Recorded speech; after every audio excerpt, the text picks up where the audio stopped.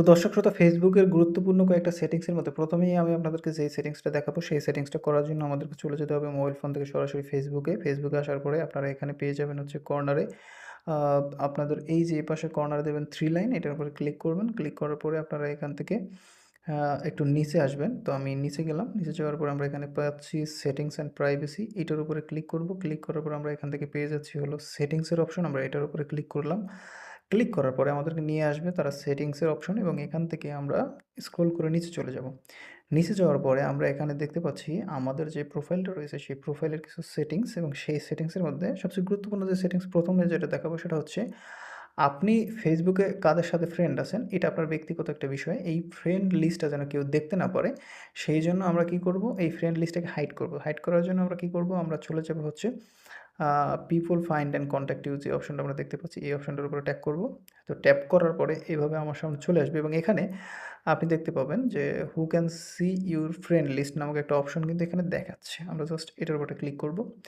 দেন আমরা এখান থেকে অনলি মি সিলেক্ট করে সেভ করে দেবো। আপনারা দেখতে পাচ্ছেন এখানে কিন্তু অনলি মি অলরেডি সিলেক্ট করা আছে এবং এখান থেকে আমি সেভে ক্লিক করে দিলাম। আমাদের কাজ শেষ।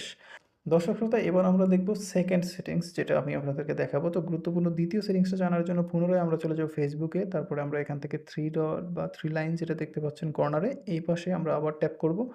ট্যাপ করার পরে আমরা পুনরায় স্ক্রল করে নিচে যাব এবং এখান থেকে আমরা দেখতে পাবো সেটিংসের অপশন, ক্লিক করে দেবো এটার উপরে।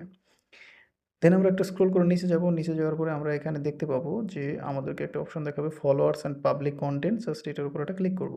ক্লিক করার পরে এখানে একটা অপশন দেখাচ্ছে যে who can see the people and page you follow.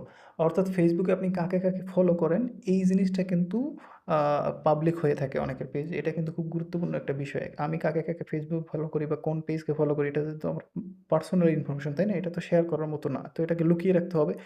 তো কয়জনকে ফলো করেন এবং কাকে কাকে ফলো করেন এটা আর কেউ দেখতে পারবে না। জাস্ট এইজন্য এই সেটিংসটা করবেন, ক্লিক করবেন এবং এখানে দেখতে পাচ্ছেন হলে অনলি মি নামক একটা অপশন, জাস্ট এটার উপরে ক্লিক করে সেভে ক্লিক করে দিন। বাস আপনার কাজ শেষ। দর্শক শ্রোতা এবার আমরা গুরুত্বপূর্ণ আরেকটা সেটিংস জানবো। সেই সেটিংসটা কি? সেই সেটিংসটা হচ্ছে আপনাকে যদি ফেসবুক মেসেঞ্জারে মানে মেসেজ পাঠিয়ে বিরক্ত করে, যেমন দেখা যায় যে কেউ আপনাকে মেসেজ পাঠিয়ে দেয় এবং সেক্ষেত্রে আপনি বিরক্ত হচ্ছেন। এইজন্য মেসেজের জ্বালা থেকে যদি আপনি বাঁচতে চান তাহলে একটা সিস্টেম করতে হবে। সেটা হচ্ছে আপনাকে কেউ মেসেজ সরাসরি পাঠাতে পারবে না। আপনাকে রিকোয়েস্ট পাঠাবে। আপনি যদি অ্যাকসেপ্ট করেন এবং অ্যালাউ করেন তাহলে আপনি সেটা আপনার সাথে কন্টিনিউ করতে পারবে। আর যদি অ্যালাউ না করেন তাহলে কন্টিনিউ করতে পারবে না। এই সেটিংসটা আপনি কোথায় খুঁজে পাবেন? এটা করার জন্য আবার পুনরায় চলে যাবেন ফেসবুকে। দেন আপনারা এখানে চলে যাবেন। কর্নারে যে 3 ডট রয়েছে এখানে 3 লাইনের উপরে ক্লিক করার পরে সেম আগের মতো করে সেটিংসে চলে যাবেন। সেটিংস অ্যান্ড প্রাইভেসি থেকে সেটিংসে আসার পরে একটু স্ক্রল করে নিচে যাবেন। নিচে যাওয়ার পরে আপনারা এখানে পেয়ে যাবেন how do people find and contact you, এটার উপরে ক্লিক করবেন।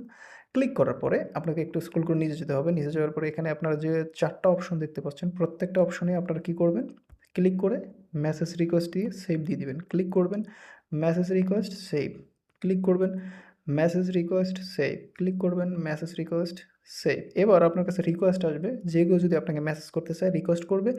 তারপর সেই রিকোয়েস্ট দেখে আপনি যদি মনে হয় আপনার গুরুত্বপূর্ণ বা কারো সাথে কথা বলার দরকার আছে সেই ক্ষেত্রে আপনি বলবেন, না হলে সেই জিনিসটাকে কিন্তু আপনি এড়িয়ে যেতে পারবেন। আপনাকে কিন্তু এখন আর মেসেজ করে চালাতে পারবে না। এবার আমরা যে ফেসবুকে আমাদের পার্সোনাল ইনফরমেশনগুলো শেয়ার করি, যে ইনফরমেশনগুলো আমরা শেয়ার করে থাকি সেই ইনফরমেশনগুলোর মধ্যে প্রথমত থাকে কি? আমাদের ডেট অফ বার্থ, যেটা অনেক ক্ষেত্রে অনেক কাজে লাগে। ডেট অফ বার্থটা ব্যবহার করে কিন্তু আপনার অ্যাকাউন্টটাকে হ্যাক করাও সম্ভব। তো এইজন্য আমরা কি করব? এই ডেট অফ বার্থটাকে লুকিয়ে ফেলবো। কিভাবে করব? ফেসবুকে চলে যাব। দেন এখান থেকে আমরা কর্নারে 3 ডট এটার উপরে ক্লিক করব।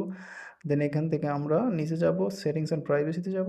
দেন আমরা এখান থেকে স্ক্রল করে নিচে যাব এবং এখানে আমরা প্রোফাইল ডিটেইলস নামক একটা অপশন পেয়ে যাব। এটার উপর ক্লিক করব। ক্লিক করার পরে একটু ওয়েট করবেন, আপনাকে নিয়ে যাবে আপনাদের কাঙ্ক্ষিত সেই পেজটাতে। দেন আপনারা এখানে দেখতে পাবেন স্ক্রল করে নিচে আসার পরে ডেট অফ বার্থ অপশনটা রয়েছে। এটার উপরে কর্নারে যে অ্যারো চিহ্ন বা পেন্সিল চিহ্নটা রয়েছে এটার উপর একটা ক্লিক করে দেবেন। তো আমি ক্লিক করলাম। দেন এখানে আপনারা দেখতে পাবেন যে এই ডেট অফ বার্থটা দেখাচ্ছে। এখানে কিন্তু আমি ২ টাই অনলি মি করে রেখেছি। আপনারাও ঠিক ক্লিক করে এখান থেকে অনলি মি দিয়ে ডান ক্লিক করে দিবেন এবং সেভে ক্লিক করে দিবেন।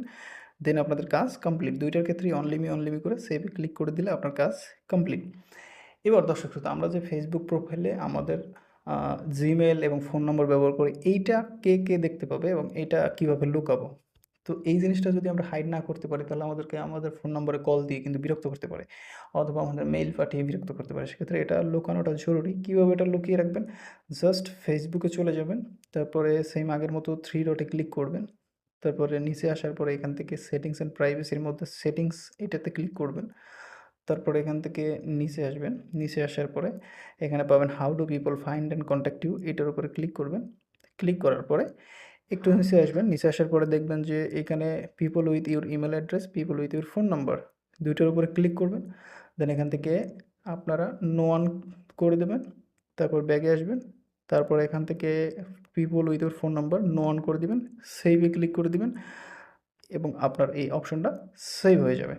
তো এইভাবে হচ্ছে আপনি আপনার যে পার্সোনাল ইনফরমেশনগুলো এগুলো সেভ করে রাখতে পারবেন। এক্ষেত্রে পরবর্তীতে গিয়ে আপনি আর কোনো ধরনের সমস্যার সম্মুখীন হবেন না। তো দর্শক শ্রোতা এই ছিল আজকের ভিডিওটা।